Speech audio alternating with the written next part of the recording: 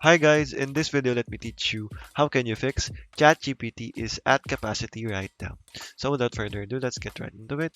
So in able to fix that guys, all you have to do is whenever you get that message, what you want to do is just refresh the page there, and if that does not work, you should try and log out and log in again to your account, and that should fix it guys. But if still not guys, I recommend you to download a VPN or use a VPN right here. So I'm using here a free VPN by SendMate. It is free and very reliable guys. It is proven and tested by people.